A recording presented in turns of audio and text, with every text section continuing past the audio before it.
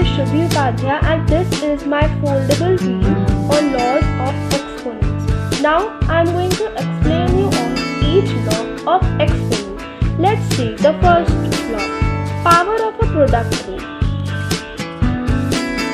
When two different numbers have the whole power, their power is same. This is an example. Let's see the second law. Power of a quotient rule.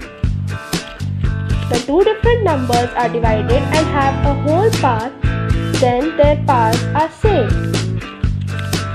This is an example to this law. Let's see the third law. Product rule.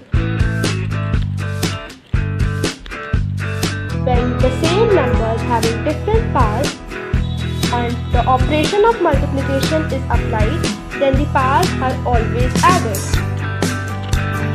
Example. Let's see the fourth law, quotient rule. When the same numbers are divided with different powers, then the powers are always subtracted. An example to this law is this. Let's see the fifth law, zero exponent rule. When a number having power as 0, it always equals to 1. In this example, 12 having a power of 0 is equal to 1. Negative exponent rule.